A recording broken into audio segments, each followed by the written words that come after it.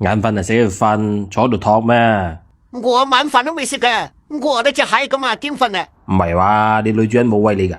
你個死人老婆，瘦到隻蟹咁，仲話要減肥，飯都唔煮啊，真係冇陰功啊！嗱，講得咁慘，我煮啲宵夜你食啊！嘿嘿，咁啊差唔多。前天吃的那個糖絲跟雞的還在。啊，嗰餐食剩啲雞啊！一聽到是那天吃剩的雞，他馬上臉色都變了。你哋雞度生切得㗎，不溫。哎呦，呢嚿嘢，哦，呢隻雞髀，嗱呢個我食呢嚿，真係正。看得他都流口水。對啊。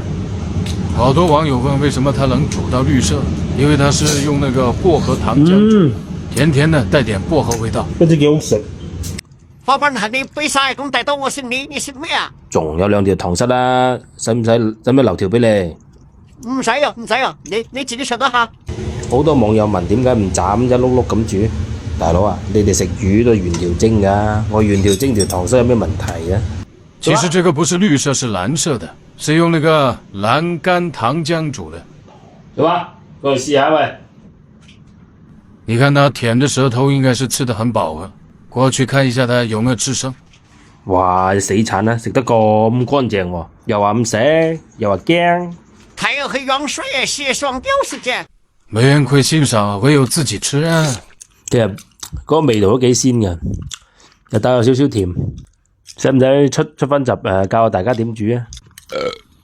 唉，食咗一條就飽啊！食完睇呢條啊，點算呢 The next day。加餸啊，老細今晚。靚梗係靚啊，土糖虱啊，睇下嘢啊，幾靚。你攞上邊爭啲仔食。哇，花斌啊，咩靚嘢啊？你哋真係識貨啦！呢條深海大糖虱啊，頭先係老細人翳我俾佢食，我唔俾佢食啊！嗱，唔好搶住，我幫你拆啲骨先，嗱，唔好搶住。我嘅，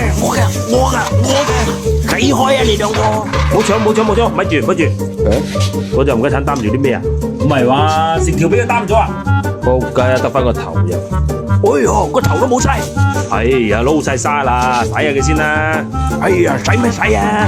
實係啊！冇爭，我俾2個食口糧吓。做乜3隻喺度嘅？喂，你隻發瘟頭先條魚你冇食㗎？